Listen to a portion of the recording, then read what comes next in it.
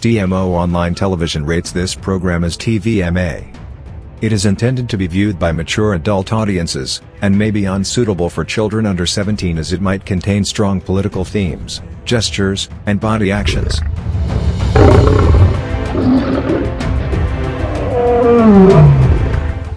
If you believe that we will continue locking up people every time you disrupt their lifestyle without an immediate intervention, they will become tired and sick and they will pound the street. That one I cannot swipe.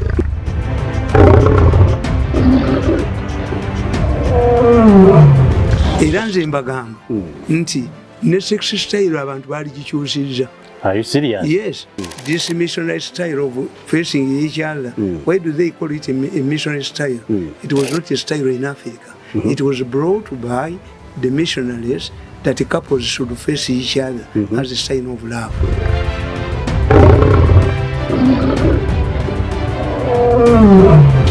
Munyabwenyeza mu munyabwenye ne mukola ki buli mungezaako okunkola ekibi Katonda nyamba gwe mpita shirikiwa nti omwana wange baamukuba ne baleka nga bamusi ne bamugamba nti ajja kumala emyaka egi nga talya mmere alya mpulira yali kavalinga very quickly. Why? N'ebifaananyi baleka babijeewo eyamukuba is on the run yajjayo ne mundu liisendera okyamulaba bamubetente omutwe.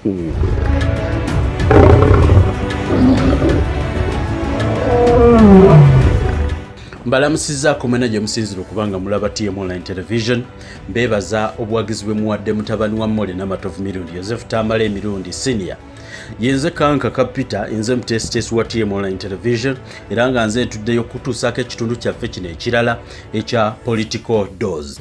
Tubakubiriza okugoberera standard operating procedures oba ziyite SOPs nga mwerinda ekirwadde kikatta abantu COVID-19.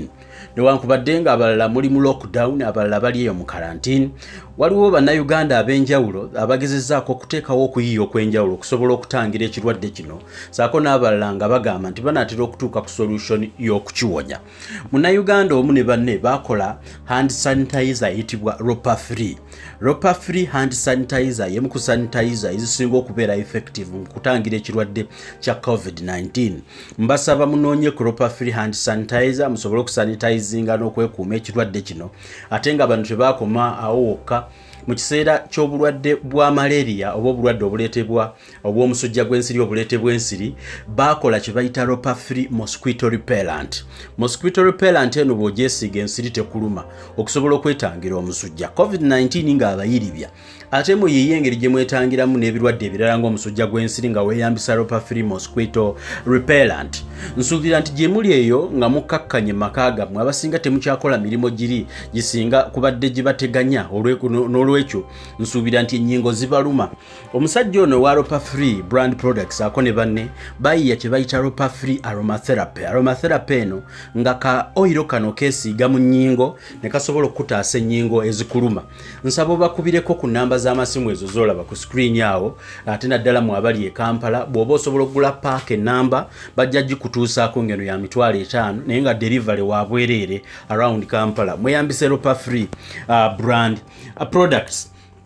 Bana business mwenna mukimanyi bulungi eti business zammwe zitudde, abamu agenda okutuuka ku mali yammwe ng'emali yammwe bagigalidde. Kakati mukyuse mu nkola ya business mukolere ku mutimbo oguliwo, ku mutimbagano ate naddala ku mutindo ogukwasaganye n'embeera eriwo. Kasamitala Cargo and Logistics Company Limited ye company erina office e Guangzhou Baiyun District gesobola okujjira ekintu kyonna kyoyagadde China. Kati ng'otudde awo in the comfort of your house enjoying the total lockdown, tosobola okutuma aba Kasamitala Cargo and Logistics ne baguliza ekintu e China ate bakikuleetera ewaka.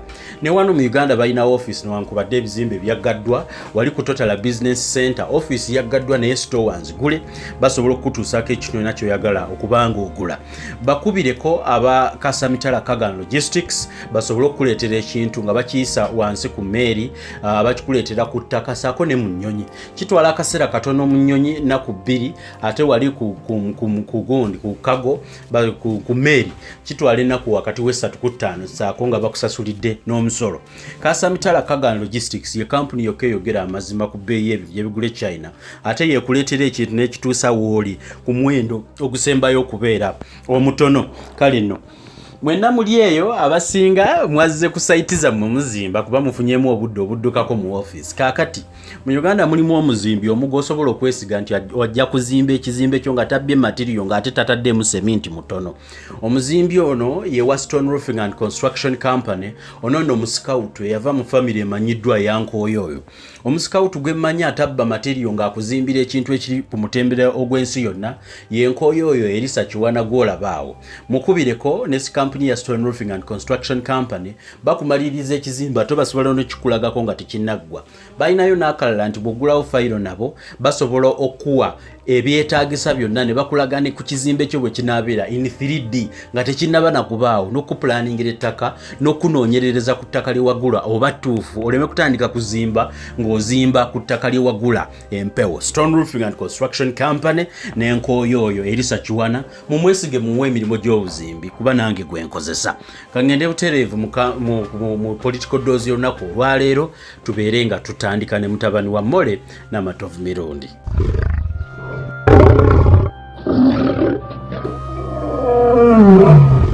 The mistake the medics are making, they don't have a counter team to counter bana abamu 7. Nti era mwanje yafuuka mwanje kakati musenera afuuse musenero no counter. And you see, for me, I studied leaders. I was with Museveni for 14 years. Whenever you see Museveni attributing something to another person, what I'm reading is not mine. Why does he own it? Why doesn't he own it? Have you ever heard Museveni attributing a problem of the army to somebody else? He speaks as the commander-in-chief. Yes. Kakati kana akawuka yakakwasa ba dokita. Dokita okwale HIV. Yasasana. Dokita okwale nafuuka dokita okwale. Ate yanga yona mpiso syringe. Obuku. Okwale gwe basooka okuleeta mu HIV. We have professors. Medicine is a kesoka. You cannot claim okujjako ng'oli defender nti tosobola kuteeba. Abasajja bava ne mu defense ne bateeba. How do we value academicians and professors in medicine? We value them by patent. Doctor akola ekintu n'akola patent. Professor Nazir, who discovered, who advised us on COVID that we need a sanitizer. Ani yali amanyi nti wala gyavaamu sanitizer. Ani kuba ekyokwina bagamba nti kana akawuka apart from disorganizing the lifestyle of people, it attaches the economy of a country. The economy bijikakwata, you must close airports, you must reduce workers. Kakati from Uganda, we've done all of this. Government workers move to mujana bago babagweyo 10% now. 10% erere mie. Ekitegeeza you are using a wrong method. Kubanga mubagobyera. Ate badda yeka. The president said these people should be ngabasulayo. Why? Okujjako nga ne gye bava ne mukazi w'omugemye mpulira era nze mbagamba nti ne sex style abantu baali gikyusizza. Are you serious? Yes, because where you see there is a man who died in Butambala. He was living with 16 people. The 15 had no COVID. His wife only had COVID, which means during their leisure time, they were sharing saliva and breathing and air. So the man might have passed on the virus. Yes, which means this missionary style of facing each other. Why do they call it a missionary style? It was not a style in Africa. It was brought by the missionaries that couples should face each other as a sign of love. Kakati ebyo byonna. Two, our researchers have only using fire brigade methods. For instance, if we had real researchers, we already have twin measles. But real measles is HIV is an improvement on measles. But real kanakawuka nako oluyiro abaganda badde balina oluyiro lubaddewo abantu okukwata ebifuba oluyiro lubaddewo kakati if you had researchers I was happy when the president pointed out the usefulness of herbalists naye kakati ye kyatamanyi ti ne ba herbalists bano tebalina patent zaabwe bano abali mu gavumenti ye balina okumakinga sure ti eri eddagala bali babbako yes balina okulibabbako bw'obayita n'obagamba leeta samples zo tuzikebere nga bazibba owa cancer alwanye kwenkanaki it took a judge to come out and testify that this man who is treating cancer is not fake. Tuyina Professor Lukwago, Professor Sally. He is a celebrated professor, uses herbs in Nigeria. The Nigerians are buying millions of his products. In Uganda, it's a fact.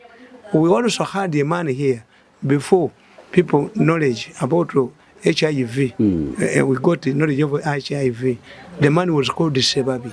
Sebabi was dismissed as a quack. Then Professor Sally came out with Malindia. You used to call it Malindia something. He said that COVID can be treated by adding it to a victim more nutrients in vitamins. They are getting now. But his factory was closed. Mirandina Clinic, the professor was hunted down because at that time they had only one thing, obscenement. So these are areas. 3. We all know now, even we who is not, because I told you we do enjoy what we call the professionalization.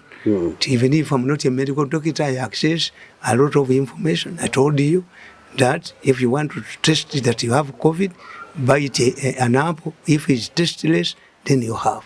If you cannot smell a stench, you have. Because I read a lot of things. Because for me, I know that if I follow a victim of COVID and other diseases, then the question of treatment becomes high. Why? Me, I cannot just go and open my trousers for any clinic. No. I'm an endangered what? Spy. So, people are hunting you for no reason until when you go to hospital. COVID goes through 3 phases. And I praise Museveni for this. That Museveni looked us, closed the airports, but his people did not see this as a serious problem. They looked in buying Buunga. They promised people a matter which never materialized. They eventually, when I look at the system as it is to lock up, this is why countries measures like the president, we are going there to buy oxygen. Yes. Kakati fechirite twachifunamu. Titwachibachirulyanga nebachiri sent. Kakati today we are paying for the mistakes of people who did not adhere to Museveni's drug, as I call it, and they had locked us because the only solution at that time was not to get it. Kakati today, the second phase has come. What did we use the time lag between the first phase and the second phase? We did not learn a lesson. In fact, before the president directed a new lockdown, his public awareness campaign was high. And the reason why you could see even border people, taxi drivers adhering to Museveni's medicine was that they knew that a violation of these rules would force Museveni to impose a total lockdown. I see. So if these people had benefited from Museveni's awareness program for fear, now what is going to happen? People were putting on masks to go to town. If they are at home, the masks will not be mandatory. No one, yeah, of course. Yes. No one is going to put it on at home. So, a driver who was buying a mask as a security from 7 not to introduce another total crackdown cannot buy now. If these people were researchers, real researchers, would now know the drop in the sales of masks. Because the masks were used as a shield to stop Museveni from locking down the country. But if Museveni locks down the country, then why should somebody who is at home buy a mask? Because the mask became mandatory, it became a passport to leave his home. I see. Today, let us not cry for power demeric. The ball is in the President's court and the new government. If you believe that we will continue locking up people every time you disrupt their lifestyle without an immediate intervention, they will become tired and sick and they will pound the street. That one I cannot swear. Because we study human nature. Why did America invest so much money and Europe and other countries invest so much money in the vaccine? They could not remain indoors, but they are indoors because of winter. God is, and they know it's temporary. This is why people don't know that Christmas was a day for paganism. Christmas was a day for paganism who used to pray for their God, the Son of God, to bring summer. Bajja, they call Christmas carols, they call to make people hope, to have hope. I've also mentioned in one of my talk shows that Museveni, this is not the first time Museveni to handle issues of a similar nature that involves millions of people. He cut off Masakati Katonga, the liberated areas, and he put up a government headed by Chigongo. They provided all the essential services. They had to grab coffee from stores, took it to Rwanda, and buy essential commodities. They also introduced a training wing, a training camp at Irwengo, so that the people could get information that the NRA was moving towards Kampala. Goloza lwaki ekisiibo si kya myezi 6. Simanyi. Bali kiganye. In fact, abasiramu bagamba nti Musa nti Nabbi bwe yagenda mu ggulu Allah yali amuwadde swala 50 olunaku. Musa n'amugamba nti tebajja zisaala nababeeramu bagumu nnyo bawe 5 sigaza ali 10 baali zisobodde. Abakatuliki balina ekisende ekyokumakya n'ekisende ekyolweggulo. Singaza ali 10 sapule ino omwezi gwayo because everybody cannot. We have 10 commandments. So I come to the issue of figures. The figures, me I don't rule out. Mwezi mwali. Why? Abantu ababeera you cannot get 100%. N'amatafali bagokya ku muliro ogw'amaanyi ennyo mubaamu agakonye. Kituufu. N'enkoko mubaamu enziriza. N'abaana abakoze ebigezo mubaamu abagwa. Even when you look at the conduct of Europeans, bababuulira nti they are floods. The stubborn people remain there. Wogenda ku gundi zino ensozi volcanic mountains ziwandula omuliro bifalava. Some stubborn people remain there. At times it involves, I was watching international media when in the Philippines government came up to force. You look what your this gund of again embali binebiyije bududa. Why is it that every year people die in Bududa? They don't want to be evacuated. The Bazungu, some stubbornly refuse to evacuate the area. Three important issues in Uganda. One, Mongota.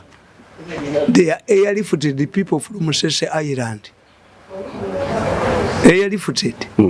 They forced everybody to leave Musese Island. And many of the people who settled in Nyendo originated from Musese.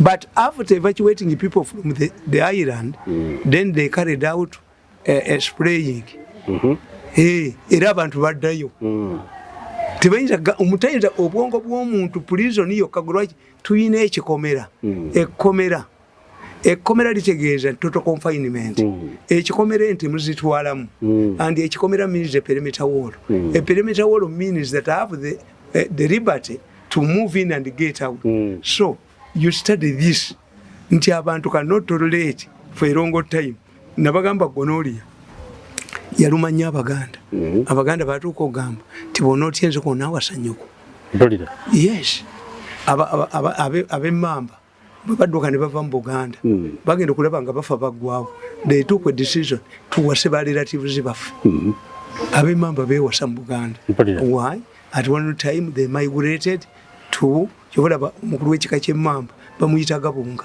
nti kati I study human behavior and psychology nimbaga nti abantu babawadde goodwill for a long time kakati it is up to government now president to implement mujeyo sente ndala 3 trillion let us see you will hear media genda kufuna sente TV genda kufuna sente na yenze program yange okugirangiramu I must get money you cannot write on my credibility for free ateze sikolera wansi wa muntu nti sente mumukwate mididi ya mwija sente mudire program ya ateze sikolera kakiiko apana sikolera wansi wa muntu if you want money to meet to involve myself give me my own budget that's my conduct kakati media genda kufuna sente mujja na kulabayo aba proposing free masks bazikomewo ngati mumaze kola accountability nayitiri yatwala sente za femeka ya receiving about one makeup kuba the president had offered free masks and free ezamasomero naki mzee tewalina accountability ku donations abantu ze bakola where they happen to the donations nti abasajja abantu bakweka abaana mu masomero nga kyebatya ti abazadde bajja kolaki bajja kwogera yes it was clear kubanga abazadde batunulya economic era kyobula nti abakulu b'amasomero bakweka abaana afuneyo kaalya esitumulayi masikata akulose mwesitumulayi mugiwa simanyi babidongo ba promoter bafirwe ebivo esitumulayi masikata akulose omusomesa ono yabadde asomesa abaana yayina sente inifakireti miteriyo kati olowooza eno abapolisi abali ku luguudo bali effective aziruli bo balina sente abo balina sente zebayimirizaawo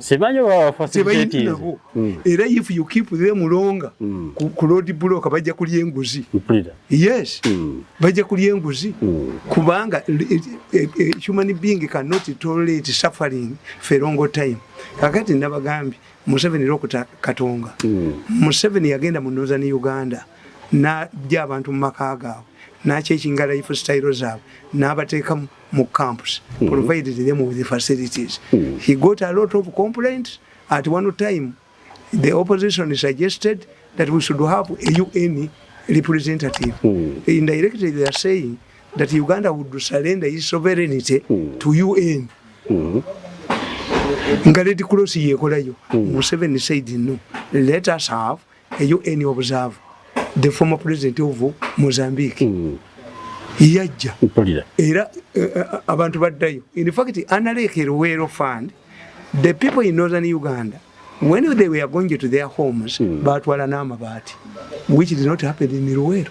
I see. Yes, Museveni found himself trapped in a situation, a very delicate situation. Obote had mobilized forces to flush out Museveni in Ruwero. What did Museveni do? Because the civilians were running towards the rebels. They found out that they could not tussle Ogolese soldiers that had scattered throughout Ruwero. What did Museveni do? Yalagira abantu bakumoto abayitanga mpunzi. They came back at a high risk. Lwakasisi and Mugwisa started celebrating a road popular Lwanga olufanno lwabukedde lwakuba ti omuliro gw'obote gufumudde Museveni mu even bayikoleese tulwezoli nawandika mu kitabo kyange ekimu ti I accompanied the former DS of Luwero to Ngoma 62 miles from Luwero nga tulabayo bayeekera mpulira abantu baakubawo kakati what's the problem Why has Museveni failed to solve this issue? One, after strategizing, he sends his instructions to people who are not committed like him. In the previous examples I've mentioned, the Basuma were not there. The commercial benefactors who wanted to use the commercialization of a disease, of a pandemic. Kakati the matter is simple.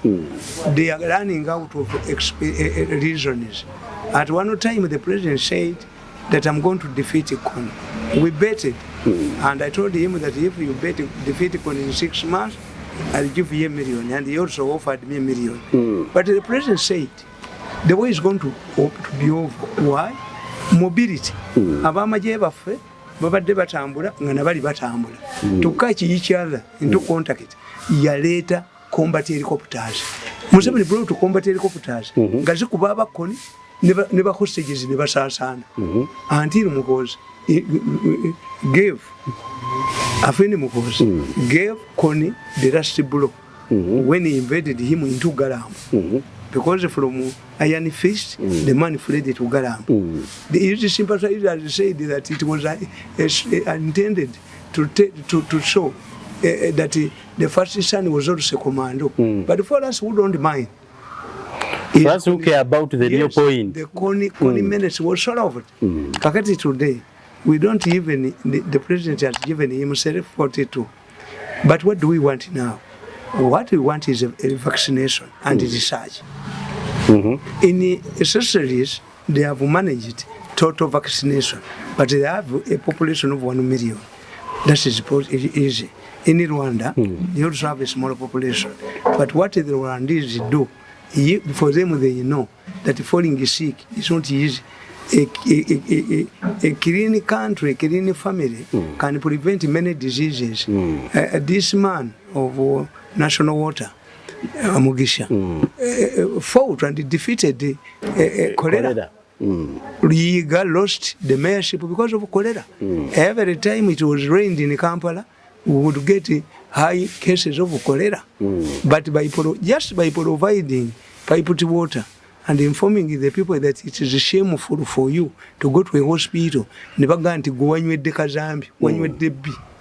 people changed their lifestyles. Let us have real researchers. If we don't have real researchers, let us rely on researched information by capable researchers. Because all World Health Organization we are not discovering a wheel. If you I hear people twakoze motoka wakoze motoka ngo gasemba ati batiza aba Japan, is it manufacturing or assembling? But at least you would appreciate the first step. We take steps when we Museveni's public campaign has succeeded. Everybody knows how the disease is transmitted. We know the industries producing sanitizers are booming. They have a market now. They have changed their lifestyles. What is remaining is the availability of drugs.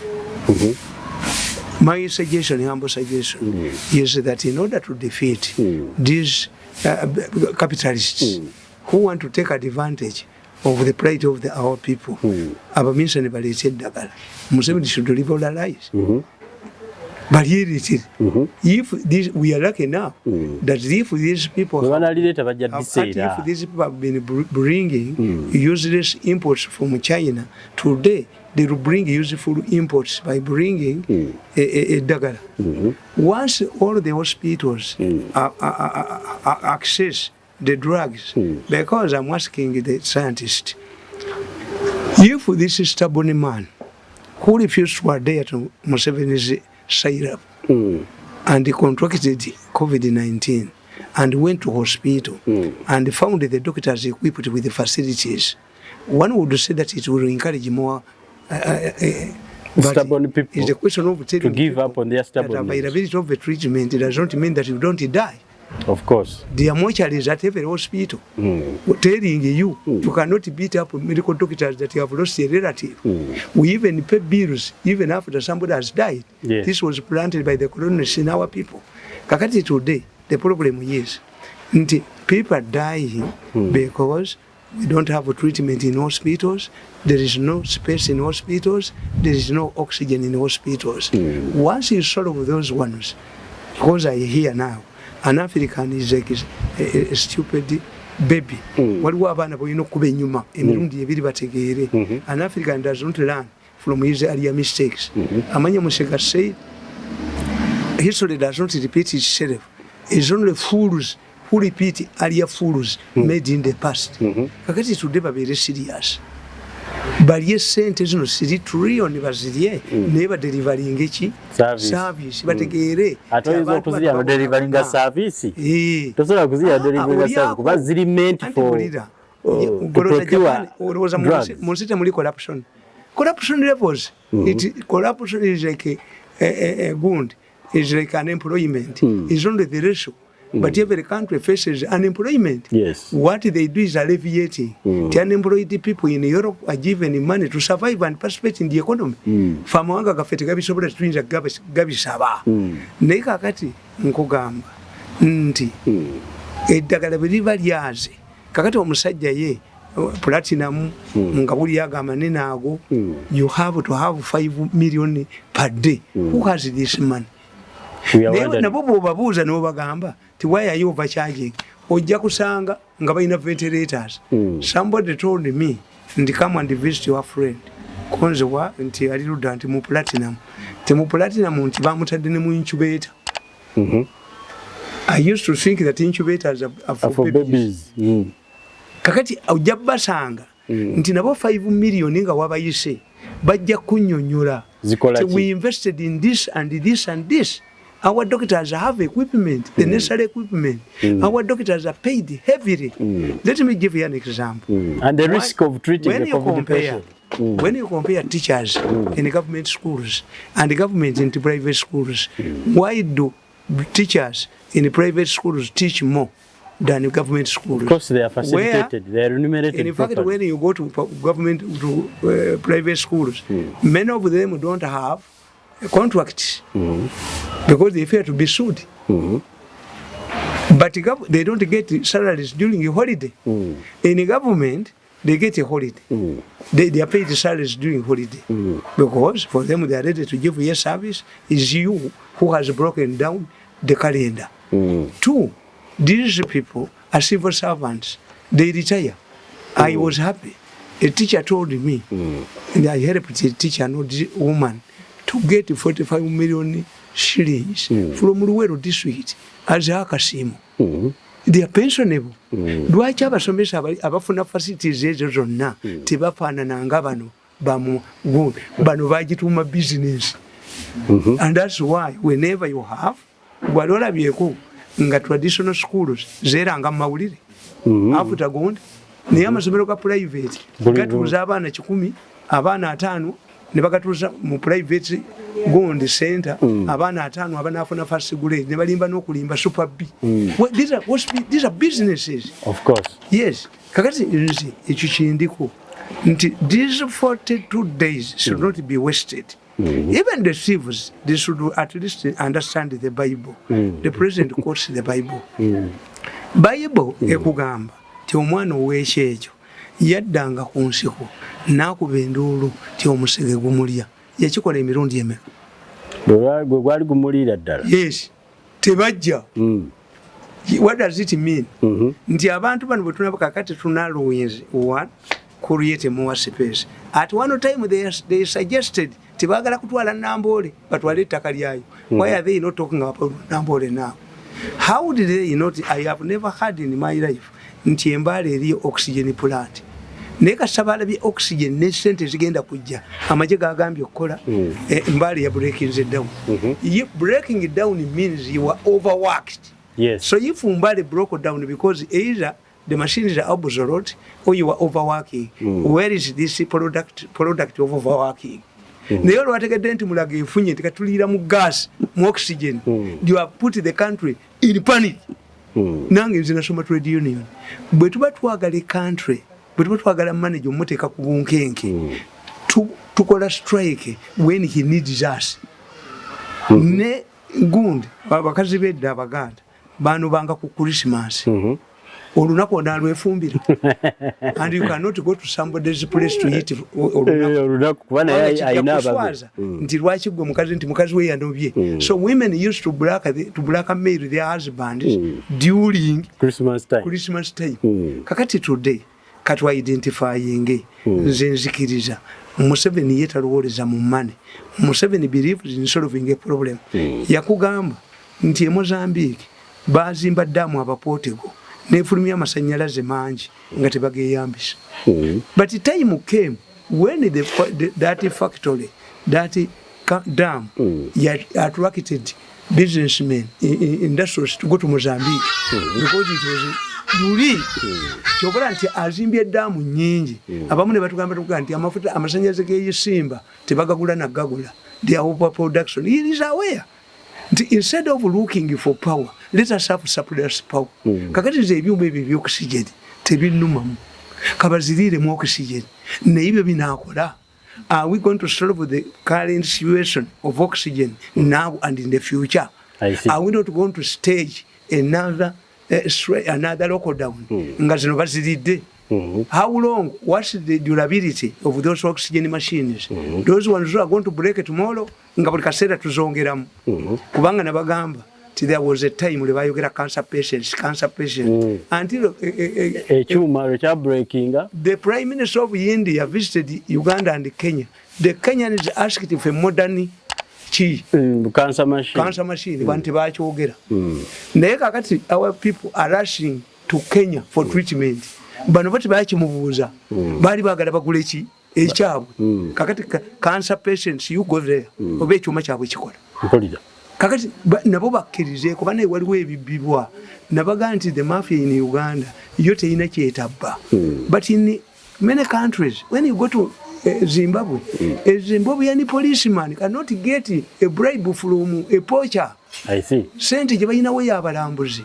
Ethiopia ni Airways yatandika 1923 bayonona ebintu byonna nayo nyi yabo bagireka ne Uganda Airlines terudde na mubire eringa balloon yawatu so Murundi gumu tutaka Rwanda ebasekerera Kenya ebasekerera kubanga ate ya Rwanda eruddewo naye yamuyene mubire terudde bagigobye gravity corruption gravity agitadde ku ttaka kakati once we solve the current problems even the 42 days is of suffering will be reduced because we have Museveni has achieved the public awareness everybody knows except the stubborn ones nga bolaba nti abasiramu bamanyi bibatwala mu jahannam mu muliro jahannam temuli bantu ignored those who prefer to go to ubate yagamba I prefer to be a king mu muliro than being a servant mu guru.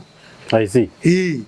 Kakati abali stubborn bonga mukola ki nga mubata bonga mubategeera those are stubborn people either they are mad or they run by experiment bamala ku experimenting kati once you solve the oxygen issue we have a new government you solve the drug issue coupled with the research let Museveni encourage herbalists leba na abantu buli kintu akikonza ino am political scientist Museveni tayinza kukkiriza bantu balete dagala it will make the government irrelevant.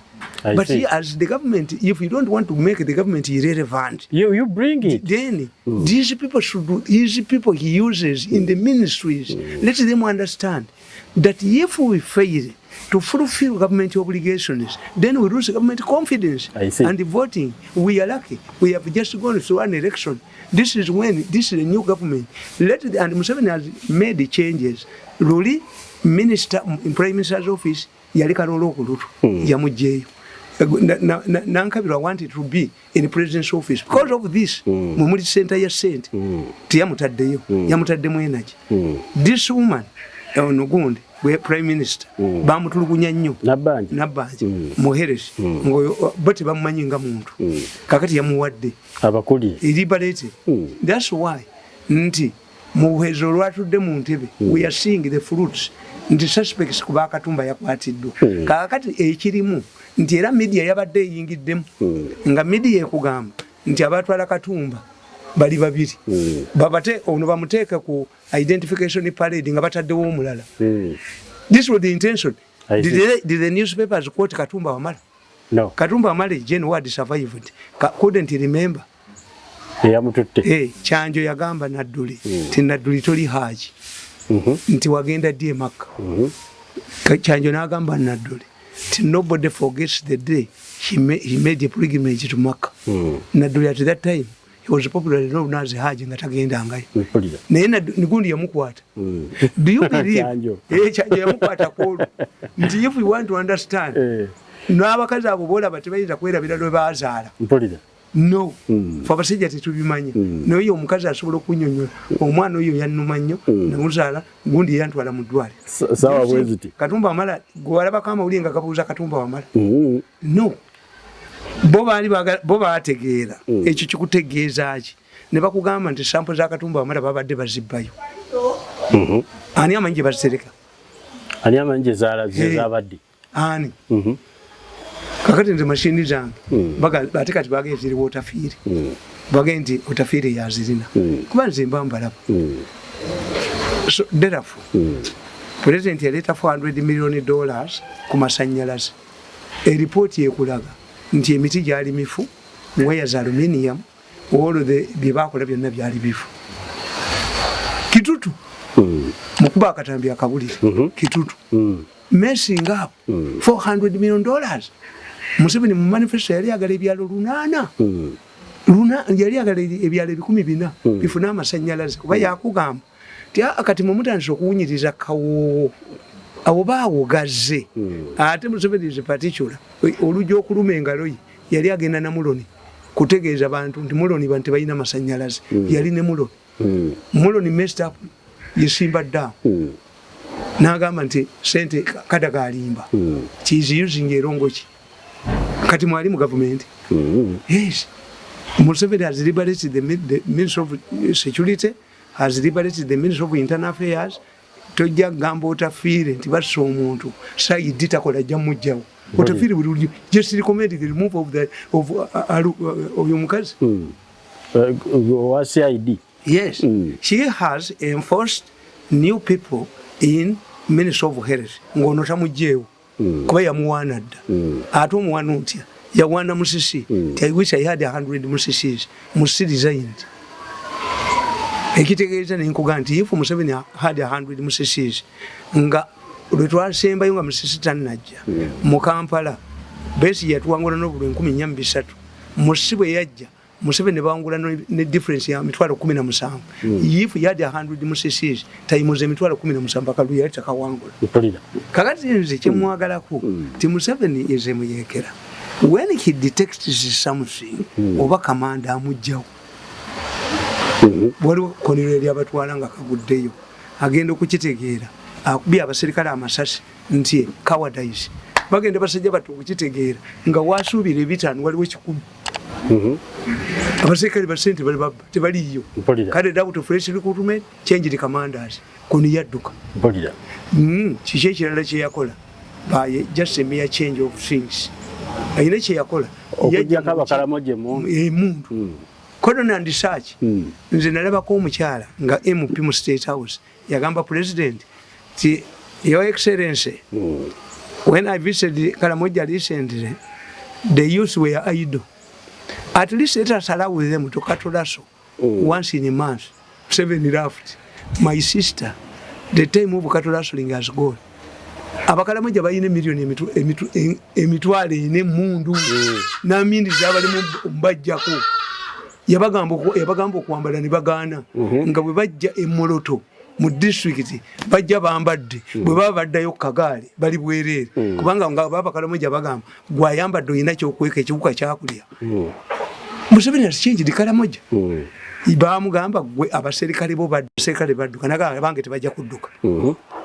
Ne bamugamba nti buwangwa bwaffe era nze mbagamba nti facility yakola nnyo yayingira mu manyata zaaki z'Abakalamoja bonna bantu balunzi bantu Museveni abagamba no naffe tulina ente kaffe tetubba nzibe. Abakalamoja ne basetulinga n'abajjako emmundu era abateeso bamugambanga nti gwe owagira nnyo Abakalamojja naye ate kakati abakatebangayo vice president Mukalamojja ate omutesa alabise yes kakati was Museveni loving the Kalamajongo more than the Tesos the command according to now we can say otherwise balakala guti Mukalamojja lakala Mukalamojja naye baguti apo naye awanika banne kalab naye yabateekako ebbali allegation of corruption in the army so for me I'm sure nabaga nti Pokino bwakulembera tobuuza nti budde luddawa naye abantu baffe neruliye yakulembera ne bamunyaga profitinga mu COVID bakitegeere ku luno bova kyajinge. That's what I was going to tell you. Teri batalyanguzi no era nabaga nti buyindi ejja kubeya bwa nnyo COVID okusinga China abayindi bali enyenguzi abayindi batya democracy abayindi bagula abalonzi all of these ones to fight COVID you must be a popular leader or you must be a dictator. I see. If you are not popular singa Museveni tali popular tiyali bagambye kuddayo. Is he still popular? Is Museveni still popular sincerely? Yes bano be bamuletinga down nkugambye nti escape route ya Museveni eri bweti nti bano sibyange musenero yene yeriga Museveni is creating big trouble for you. Nti in the future if it was discovered that Museveni was relying on fact 60 good you repent your children bachi batamanyi. I see. Nti he has attributed from Amawulire tuga according to is not me. The moment I try the law ya media kugamba if I try several times to get a comment from the concerned person tasobola kunvunana because I tried. This is why every story is concluded. Efforts to talk to Tamale Mirundi were futile. He was not picking. He was not picking his phone at press time. The president attributes if Museveni has escaped, he has attributed it to you. In the future, if it back up, Kuvanabo, Kubalo, but Doctor Babanoi, Kubanga in the future will not be responsible. This information cannot be hidden forever. Of course. People will come up, there will be a crack in the mafia gang, and we shall get information that these were sexed, and we should move in a wound to find a counter down. Abafa bonna COVID endwadde ndazaalekayo okutta COVID bwe yajja sirimu tachatta abalokoti bakyaloga abalokoti bakyaloga according to Musenero abalokoti bakyaloga alusase zikyatta kansa tata muntu oyo mujuzi tunavuganya naye mu kalulu nga mulwadde wa sukali kakati mwe kimutamanyi munoonyerisa ki akalulu kagenda mu okwogera ku makya n'olweggulo many people die mumulabika Uganda katono you go to Tanzania which is bigger 5 times than Uganda when you are not a younger candidate olabe bwotafe era kyogola nti ni Kenya in spite of the talk about gundi nti simanyi social media biki gundi Raila Odinga yaine emotoka 12,500 ngona ine emotoka 13,000 Raila. There are areas where you can go to Kenya ngato ina helicopter. They had helicopters. So mutunulire abantu abavudde mu kalulu why they die. They overstretch themselves, especially somebody who has failed. Ona ayisemu bamukwata mpola. Ayisemu bakolaki. Bamukwata mpola bamubanja bamanerendas. Naye gwagudde ogudde toyina wasinze bagitwala those Museveni does not give jobs died in the first 1 year after election. Make a research if we really have researchers, but researchers abandoned the issue. Political scientists abandoned. That's why even the doctors who are suffering cannot counter Musenero and her team. Chairman of Doctors Association would be saying abasawo abali mu malwaliro balina ebikozesebwa if the number is Emulago bwe yayogerako oluli bamusitula mangu awo Owemulago yajja naga nti abano babalimba kakati atugamba nti Emulago eriyo ebitanda bingi who has gone there to confirm Amawulire bagagula amawulire mugali compromise. It would be the role of investigative journalists to go mbagamba nti you tell me why did this story of stealing Museveni's drugs coincide with the Museveni's nation address? I was watching national television because from Yamu first okulaba gundi ezo otherwise sizira nali wachibuli we are having a dinner wachibuli ne bateka ko national television nga balaga eddagali lye bakutte eddagali eryo lye bakwata yeyeke yali alibye bali kwata nansana nti mu nyumba balibye. And why did the discovery mujjukira omuvubuka yali akola mu M.I.S.O mukazi we gwe bakuba mu Heres kituufu nga reportinze ayogedde eddagala nga investigating eddagala engeri gye litambulamu. Kakati is it the only one lyeryo lyokka mulimu ebintu ebiteyogerwa kati eyo story yaleetebwa ku Museveni okumulaga nti eddagala lye bakola ki balitwala kati was paid for. Singa okwata correspondent reporter wa Nation Television n'omubuuza his source nga si bya mutulugunya ajja kubuulira ti they are fighting over jobs. Waliwo yes kati waliwo company gye baagala okusuuza eddagala eryo lyali lyabika bimeka kyenda kugambye kukufulu naki nti nze bampona singa ndi mu security organizations bali badde banzitadda kubanga nze ntunuulira nti is it a coincidence nti President Museveni ng'agenda kwogera ku ssaawa 3 amawulire g'essaawa emu gabeeramu eddagala eribbe enansana. Ani akireeta who is the whistleblower? A counter down from the Museveni scientists but bulire how postmortem reports because I've had cases nti aba funeral baba wane sente okwogera nti onafudde ki COVID kubanga COVID corpus is handled differently. Kakati tubuuze ye COVID bwe yajja sukali yaggwawo oba kiyinzika okuba ng'owa sukali bw'akwatibwa COVID tawona. I see. Doctors must come up. Nti wa cancer oyagudde kabenje bonna bakwatibwa cancer I mean COVID tebawona balina kufa bufi. President yasolovinga ekya witchcraft ekyo I'm surviving because of the because of God's decision. I'm surviving. Why? I was in Iraq at that time, and the argument was that atagenda ngako Tanzania ali safe, but eventually abakazi babalekera sente abavuka b'okukyalo ne bakwana bannamwana. If Museveni had come earlier to dismiss the entrenched Tibulogo issue, nti bano baki nti bakerewe. We had the cases nti embwa yagenza okubanja w'omusiraamu balya bonna emmere. I saw a man who was powering money everywhere nti abakerewe ababba.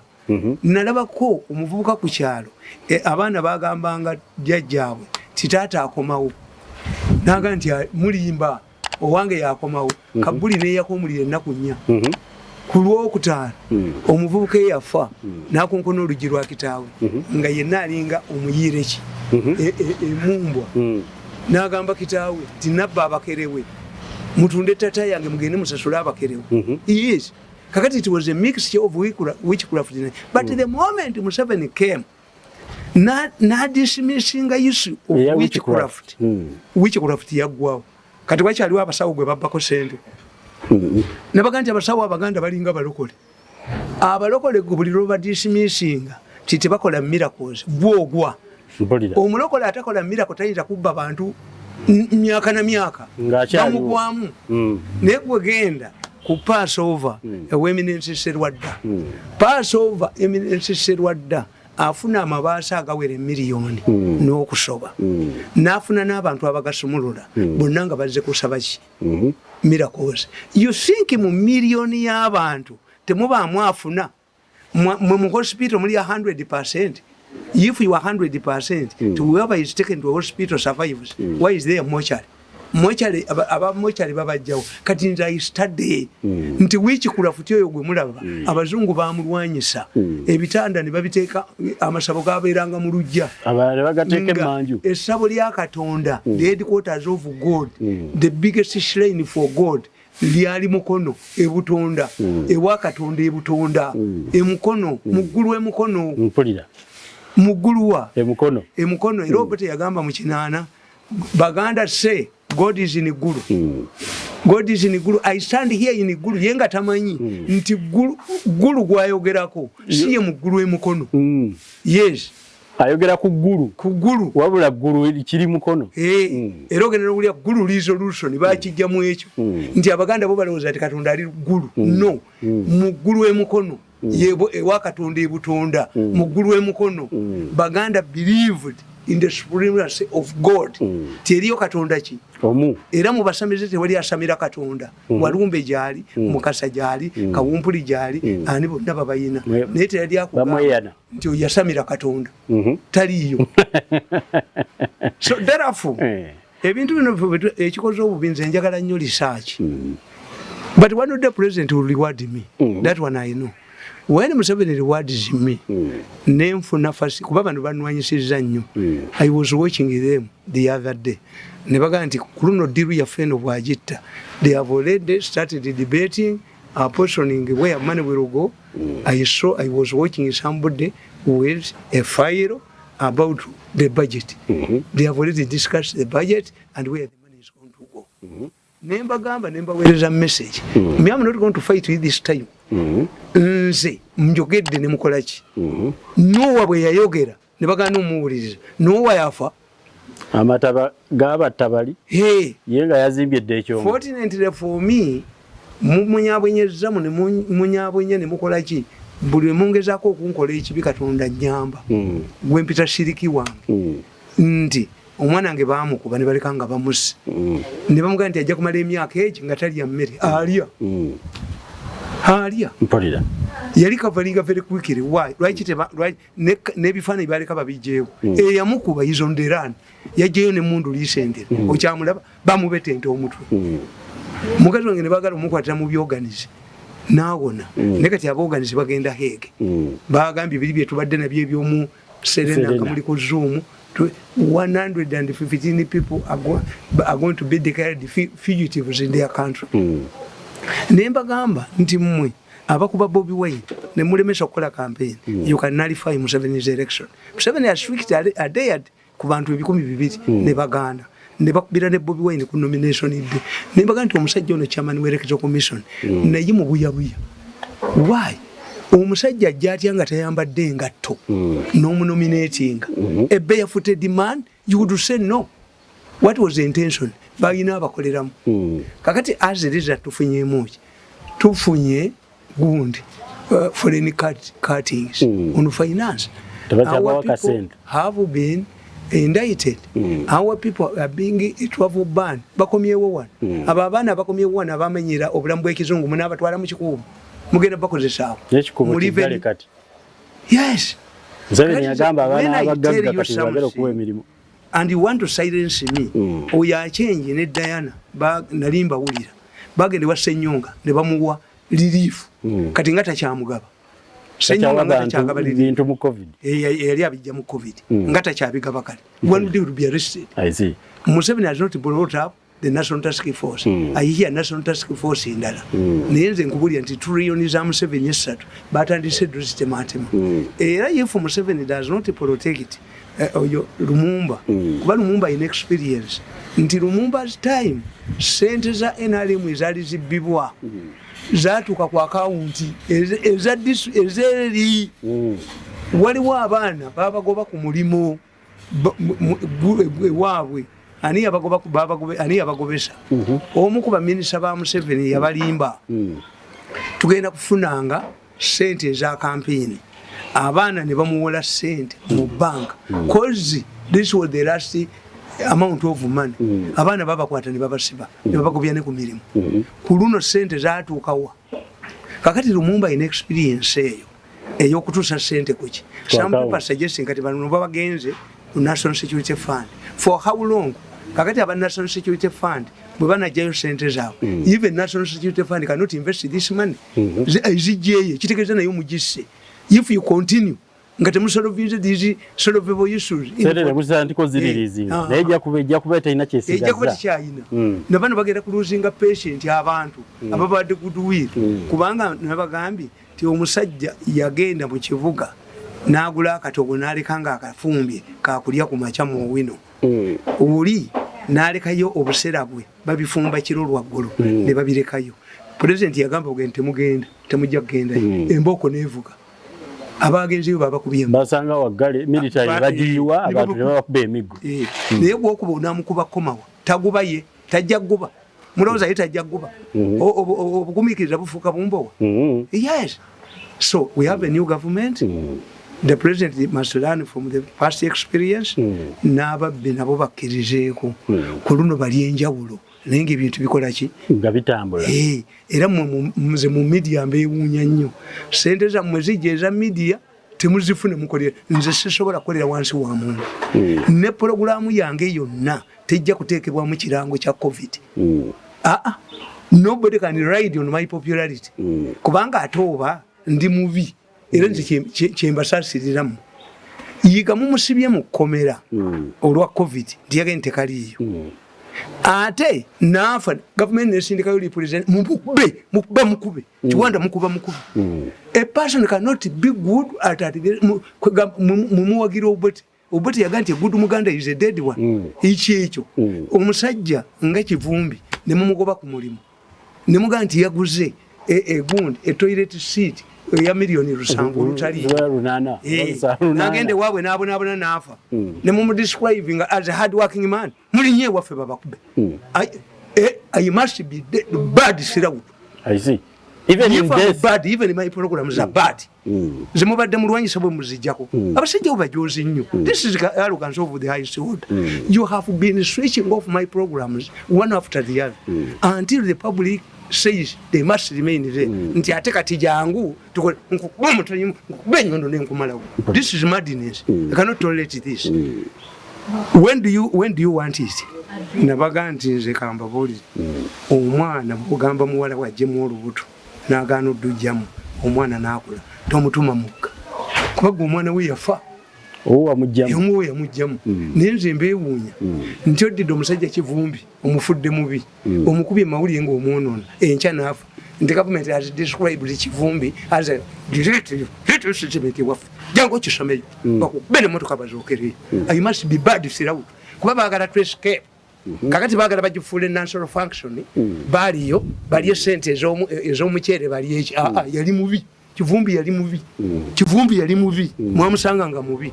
temusoma statement waffe mirundi mubi mulalu ate omuyito otya mu new vision omuntu patient omutwe kasajjako this is my principles I cannot be bad because I'm undermining you and when you feel that you want to take advantage of me at the same time I become good